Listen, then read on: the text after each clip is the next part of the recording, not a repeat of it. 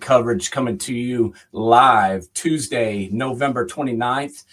Usually we're rocking things on Sunday, but we are changing things up a little bit as obviously we had the holiday going on this weekend, and we had rivalry weekend going down. So we got a lot of things to talk about today. Knoxville Nate, James Bonneville, man coverage with you here. James, how are you doing today, buddy? You know me, any better to be a crime. I like to hear it. We're going to kick things off first as we got a very, very special guest with us today. And we're going to go ahead and bring him on now. We got Jeff Hartings, former Penn State baller and current coach. Jeff, you hear us okay, buddy? I hear you fine, man. Great to join you guys. Hey, thank you so much for coming on with us, Jeff. We really appreciate it, and It's a really pleasure. wanted to talk to you because we had a lot of action going down in the Big Ten this weekend. Some conferences there that you're very familiar with, and wanted to talk to you a little bit about what's been going on with the Big Ten conference and get your feelings. We got two teams that are coming into the Big Ten that aren't really, in Big Ten country as far as USC and UCLA goes. Now we've already added Maryland and Rutgers to the mix, and now we're going out to Los Angeles. What do you think about the Big Ten expanding out west and bringing in the LA market to a conference that's primarily been Midwest oriented? Yeah, well, I mean, obviously, college football is a national sport with TV. I mean, in the days that I grew up, you basically only saw Big Ten football in Notre Dame, where I was from. Not really on the radar very much was USC, UCLA, and the Pac-10, except the bowl games and those type of things. Obviously, the rankings and all of those things. But now it's a national game. It's recruiting is very important. Money is even more important. This is a money move. There's no doubt about that. It's a power move in order for these schools to get into one of the, probably two best conferences, SEC and Big Ten now.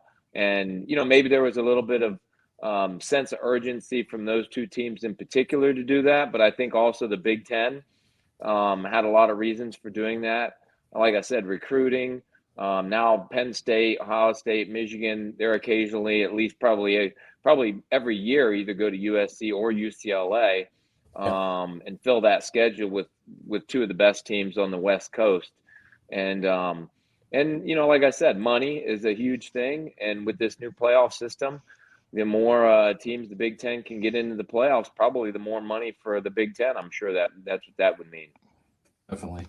What was your process like coming out of St. Henry? I mean, you grew up in a town similar size that I did in Wisconsin, in St. Henry, in northwestern Ohio. What was your process like in getting, who else were you looking at during that time period to end up at Penn State? Because you look at a lot of the people that came from your town, like Lachey and Hoying and Beckman, they all ended up at Ohio State. Like, was there pressure at all to go to Ohio State? And what was that process like?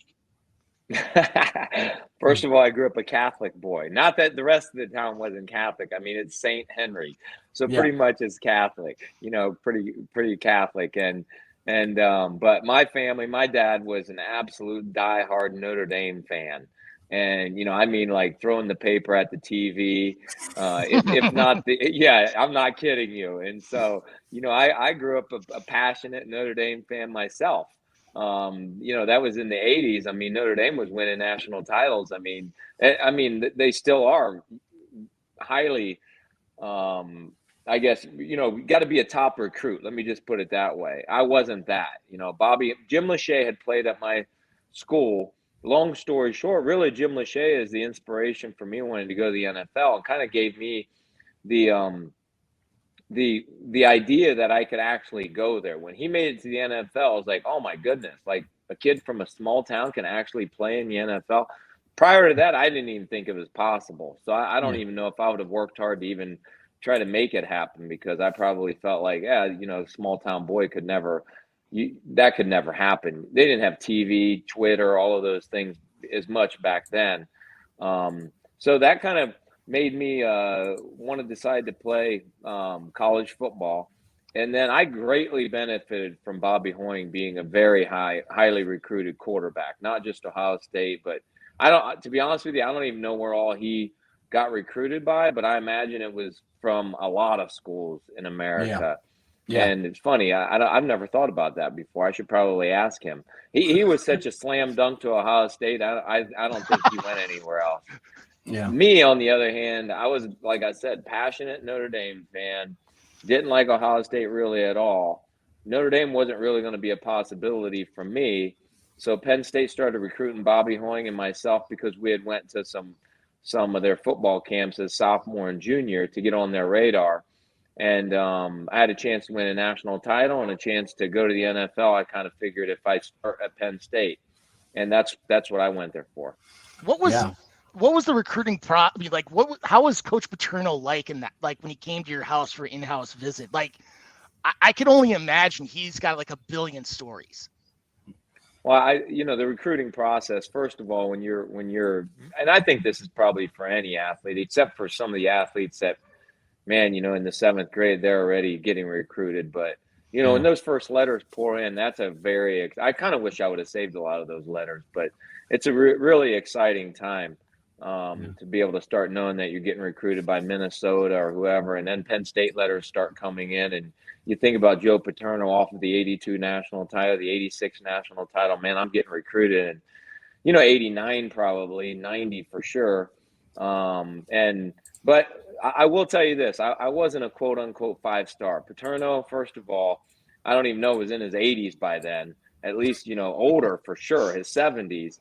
He wasn't making his way out to St. Henry, Ohio to recruit me, knowing that he had no shot at getting Bobby Hoying. So he sent his assistant coaches, but nonetheless, very exciting, something that you remember the rest of your life.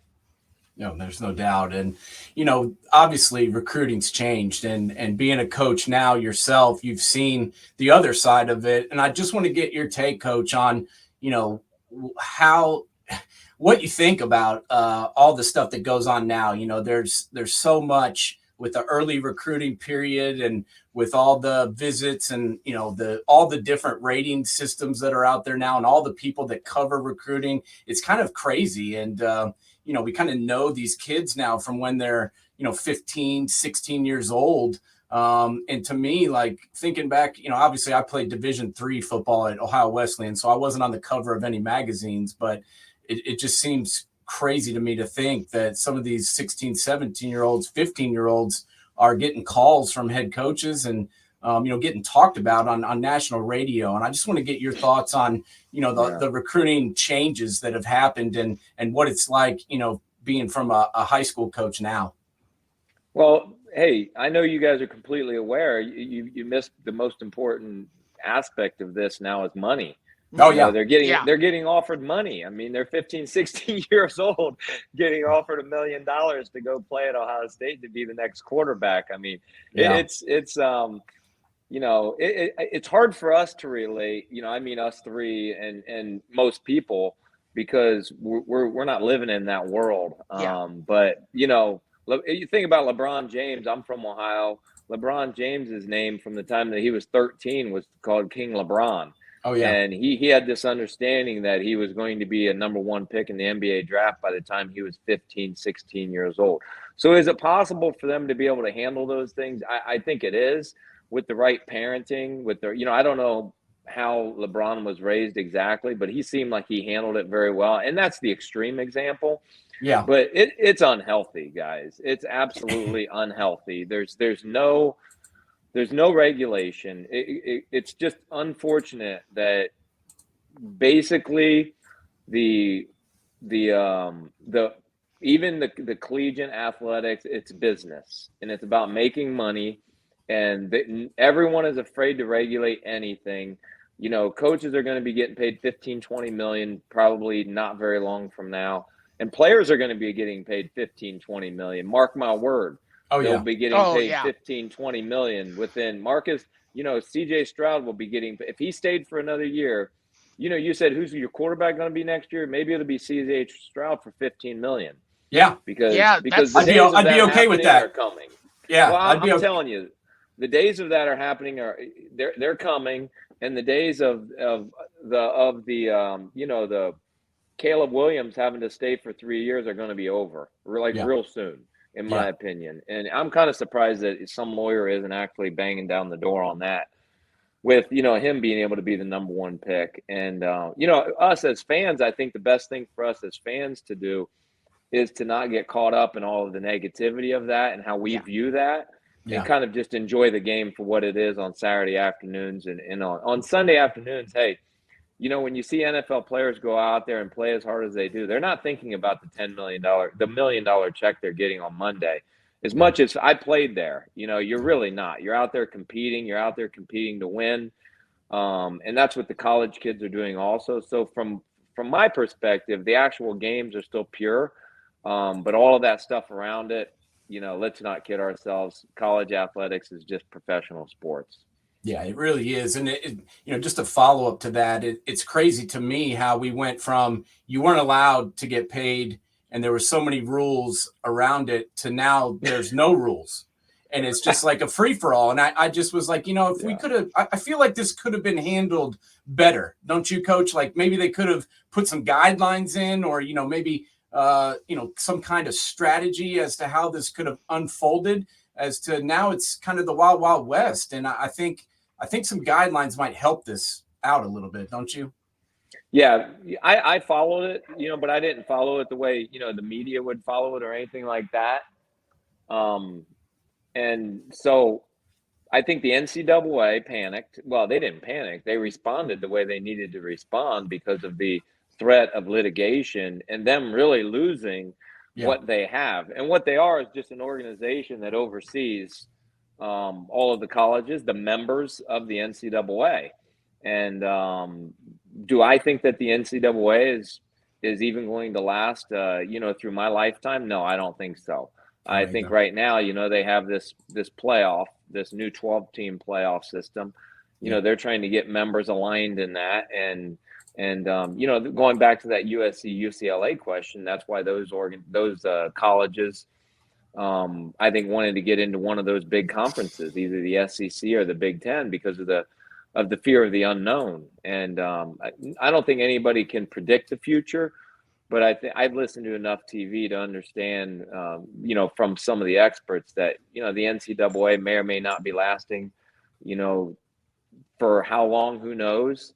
And I hope that there's regulations that will be coming soon. Now, you played for some legendary coaches throughout your career who really were radically different. It seemed like you must have had a billion mentors between Joe Pa. I mean, heck, the record stands for itself, the national championships. Then you played for Bobby Ross for the Lions, not only what he did at Maryland and Georgia Tech, but heck, taking the Chargers to the Super Bowl. And then Coach Cowher in Pittsburgh. You probably learned so many things, but what's the one biggest thing that you took away from those people, or who was it from that you like really helped you not only as a person and a player, but really helped you as a coach today? Yeah, high school coaching, I think those guys are kind of like, especially where I was from. I mean, we all had mom and dad, and, the high school coaches are just coaching, but you still hold those guys in such high regard, and the fun that they had coaching, really, obviously, I had one coach in particular that was really intense, and we always joke about Coach Beckman was very intense, and then Coach Griesdorn was really intense, and then Weigel and Caney were just kind of fun guys to be around, but that was like 3 or 4 months out of the year. You go to Penn State and Joe Paterno. I mean, my goodness, obviously you're going to learn a lot. I think the number one thing, the first thing that comes to my mind is that you're either getting better or you're getting worse. I think that motivated me, like literally down to the every single minute, every single hour of practice, every single day, and probably take that more like every day. I realized, like, man, every single day I'm going to do something to get better, because I just had that fear that I was not going to maximize my talent. And that's what he always preached about, was you're either getting better or you're getting worse. And if you're not getting better, then, obviously you're not going to be able to maximize your talent. And then, Bobby Ross was a workaholic. I mean, just very serious about football, really probably too serious for even me. And I was pretty serious, and then thank God, really, I went to Pittsburgh and I had the flip side. I had Coach Cowher, and I was just telling somebody the other day, Coach Cower, there can't hardly be a football player that played for him that would have a bad word to say about him, because and I'm not saying he was a player's coach. He was a player's coach, but he really understood how to make sure to set the tone, to make sure that we had the right attitude, but yet have fun and understand that it's an up and down season, and you're going to lose games. You're going to lose 2 in a row. And then when you lose 3 in a row, it's time to look yourself in the mirror and decide what you got to do to get better. And that was really the message of our Super Bowl season.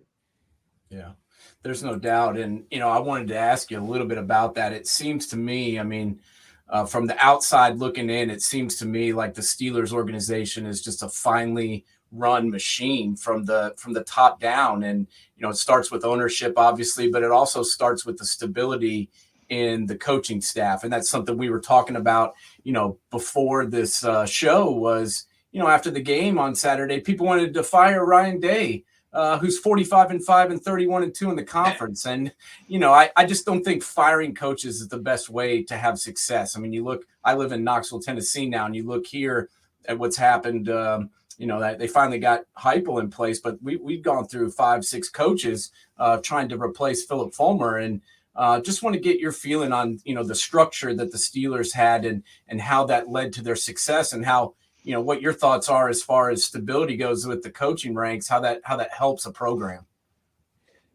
Stability. That's what you're talking about, is stability. And organizations like Ohio State, Penn State, Tennessee, they need to have stability from the top down.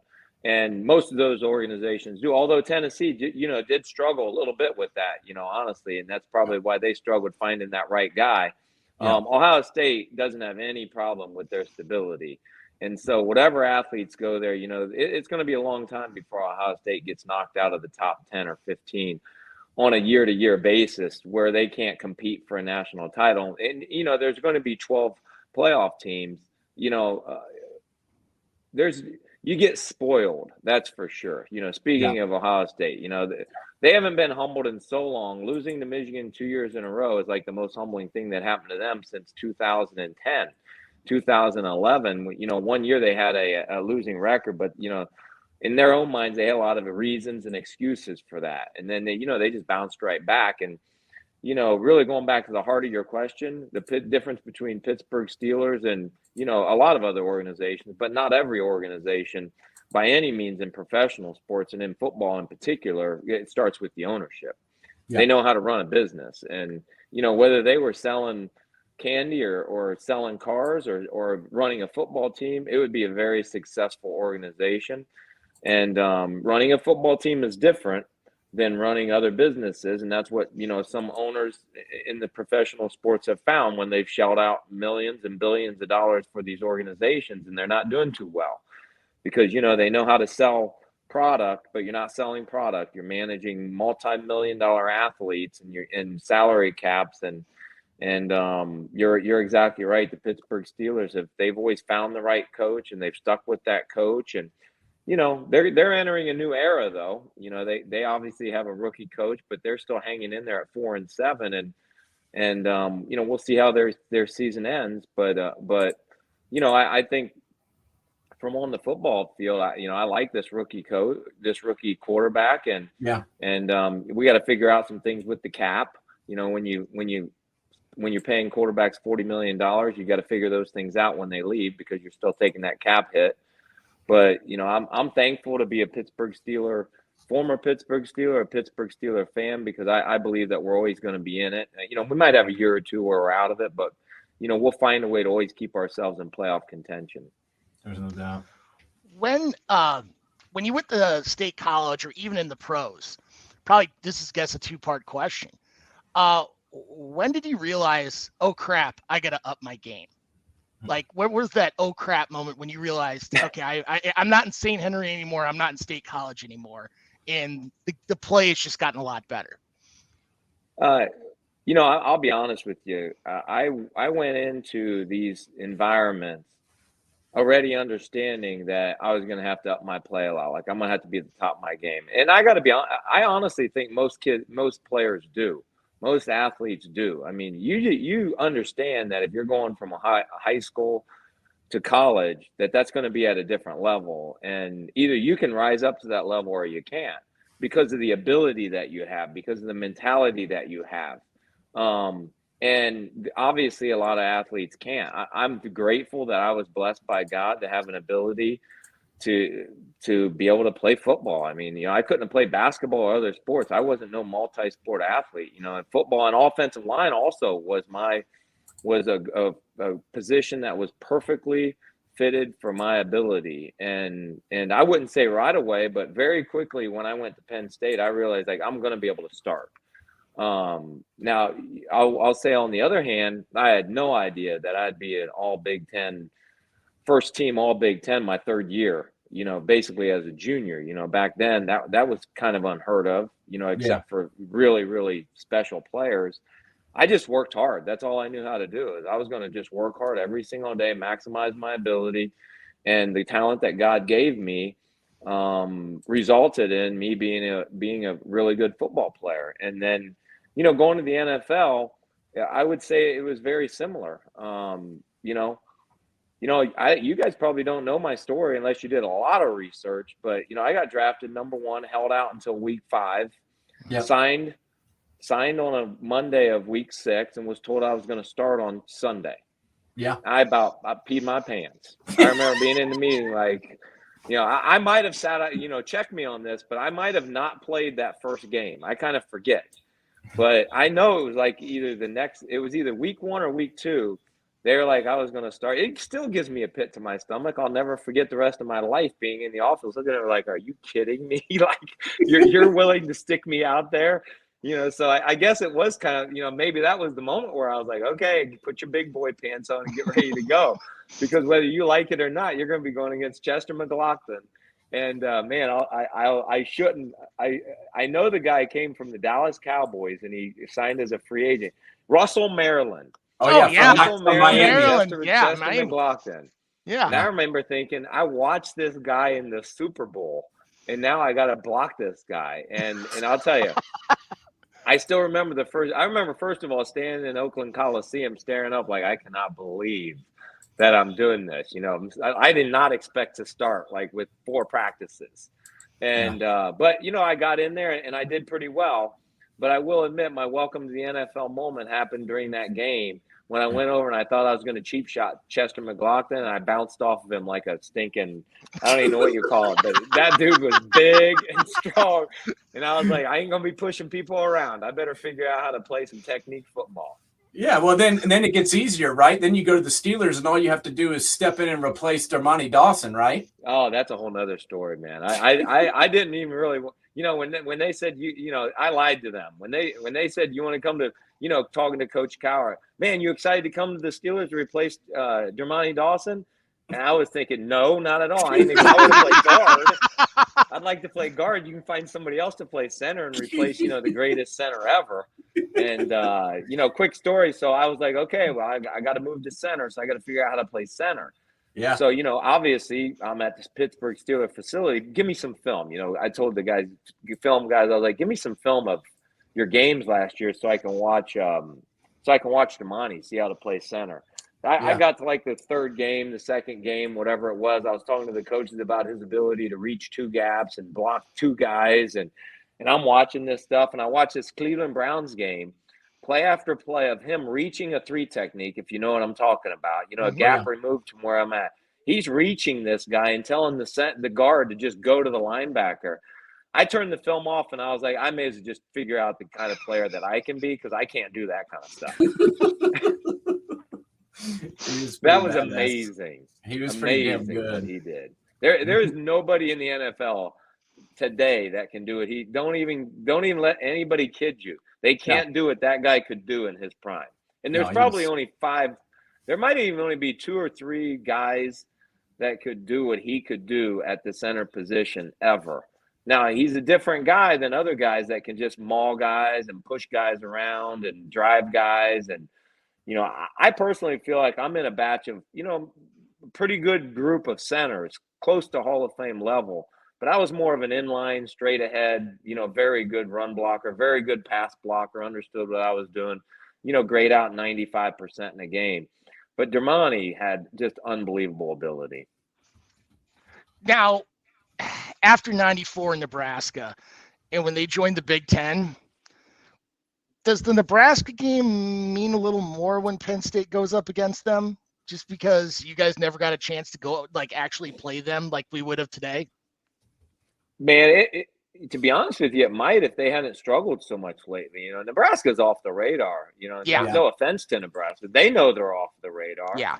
And, you know, that's why they made a big move. I mean, you know, Matt Rule, 8 years or 7 years, like $60 million. They didn't mess around with that contract. When I saw that contract, I'm like, those dudes ain't messing around. They understand the sense of urgency and their fans to get themselves back on the radar. And it's not going to be easy getting back on the radar with USC, UCLA, like you said, Wisconsin, a new coach. Iowa's always pretty decent. I don't expect Penn State, Ohio State, Michigan to go anywhere. And you guys had mentioned all the great coaches in the conference. So, you know, they went out and got themselves a great coach, a guy that's proven himself, $9 million. And it would be exciting to see them get back to that level. But, you know, I don't mean to age you and me and, you know, the guys on this film, but or on this show. But that was 30 years ago, man. I know. It's hard to I believe. know. It's like that's very humbling to me that, you know, I used to, you know, I'm starting to think like 30 years before 1990, you know, like, you know, I'm playing at Penn State.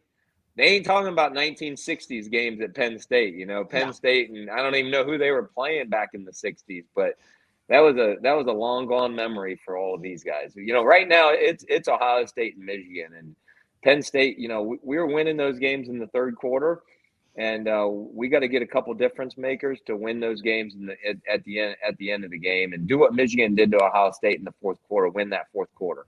Yeah, no, that's what I wanted to ask you about next is, you know, what your thoughts are on the job Coach Franklin has done, you know, and, you know, Sean Clifford, I've always been a fan of just because he's from Ohio and came from St. X, I believe, in Cincinnati. Really good kid. And I like him as a player, but it just, like you said, he never could, you know, close the deal in some of these big time games. But, you know, I feel like Franklin is a coach that can do it. I just want to get your thoughts on kind of the state of where things lie, you know, in Happy Valley. Yeah, I think we're in really good shape. You know, with James Franklin, he knows how to run a big time college program, and there's not very many guys that know how to do that, have proven that they can do it. And I would say, you know, just thinking about it right now, a big and is interested in doing that at the college level. You know, I think a lot of college coaches, you know, is Lincoln Riley, is he going to be there forever, or eventually he going to the next level? You know, James Franklin has really landed in, I think, a very good spot. He's a Pennsylvania guy. Yeah. So, you know, I know Luke Fickell, and I'm thinking Luke Fickell going to Wisconsin, is that going to speak well? Is that going to recruit well in the state of Wisconsin the way he would have recruited? Really, probably in you know, this tri-state area, man, everybody knows him, and that's how James Franklin is. He's building some stock in the state of Pennsylvania, and he also does a great job on TV recruiting guys, you know, after games, during halftime. I always think he does all of those things very well. He's recruiting, you know, very well for people. I get asked this question all the time. Happy Valley is an amazing place, and it is an amazing experience in that stadium. But it's not South, where it's warm, and all of these guys have played, and their families are close to. And we know all the great athletes are coming out of the South. And it's not Columbus, a big city, lots of opportunities, a lot of tradition, Heisman Trophy wins, you know, national titles. You know, and I think we're similar to Michigan, though. And so I think we should be beating Michigan, and I think occasionally we need to beat Ohio State, and we need to be content being 10-2. 11-1 and going to New York Six Bowls. And now we're going to be getting to those playoffs. You know, if you're in the top 12, we'll be in the playoffs, you know, 2 out of every 3 years. So, you know, going back to your Ohio State coach, with Ohio State fans getting greedy because it's like live and die whether they beat Michigan. And that's really what it is. They're so prideful that you know, losing to Michigan, you know, they've, you know, it's like the death of a child. I hate to say it, you know, for some of these guys. I don't even know what the second worst thing is that could happen to some Ohio State fans. You know, it's like losing to Michigan, And then, I don't know, divorcing my wife. Well, I don't know. I'd probably be fine if I divorced my wife, or, As long as I'd we rather won. beat Michigan and have my wife divorce me. Yeah. And it's like, geez, come on, man, get a life. It's, be content, get in the playoffs, make a couple plays, and then you'll get your national title once every 10 years, man. That's going to be pretty good. Yeah. Yeah, that's what I'm saying. All these fans that want to get rid of Day, if USC and maybe TCU go down this weekend and we get in the playoffs and win, are these fans going to be wanting him fired then? Oh, absolutely. I got to be honest with you. That's part of the reason why I didn't like Ohio State was the fans that I grew up with, and man, they love their running backs until they fumble. They love their quarterbacks until they throw an interception. And I know a lot of fans are that way. Yeah, it just does seem a little bit overkill with Ohio State, but they've had such a tremendous amount of success. Like I said, I just think they're used to that. And when they don't get it, they don't know how to respond, and I truly mean that. Yeah. I mean, I have a really good friend from Northwestern, and he's really humble, and he understands who Northwestern is. And he says, Jeff, come on. I mean, we've been terrible for a long time, and I'm just thankful that we can win games now and compete. Yeah, there's no doubt. Yeah, and Coach Fitzgerald, he's a great guy, and he doesn't have the talent that some of these other teams do, but he does figure out a way every once in a while to get to that Big Ten championship game, and I think there's great coaches now in the Big Ten, and that's we got to get you out of here, I know, but I wanted to get your thoughts before we let you go about the coaches that are now in the Big Ten, especially with Chip Kelly, Lincoln Riley coming in, Matt Rule coming in. We just talked about Luke Fickell coming in. I've got to say, I think the Big Ten has the best coaches in college football now. I mean, would you agree with that? Yeah, I'm thankful that I'll answer the question this way. I'm thankful that I had a chance to play with the Pittsburgh Steelers, because they're always going to give me a chance to root for them in the Super Bowl. And I'm thankful I played in the Big Ten and I'm thankful the Big Ten has done what they did. Because the SEC and the Big Ten kind of separated themselves, especially with that move. You decimated the Pac-10, the SEC, and the Big Ten kind of decimated the Big Eight, which I don't even know what they're called anymore. Big 12. Big 12, but they've only got 10 teams. Yeah, exactly. and then and you have the ACC, and that's kind of become an afterthought. And they have some academic standards in the ACC that are tougher than the Big Ten and the SEC. And then it's more known for a basketball conference. So, I think for the foreseeable future, it's the Big Ten and the SEC.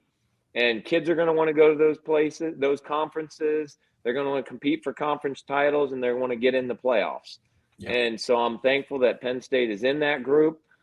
They're investing heavily in their coach, 8, 9, 10 million. And that's, that's where I go back to the regulations. It's, they ought to just cap these coaches' salaries too, and cap all of these things. But that being said, there's obviously great coaching, and I'm excited about that.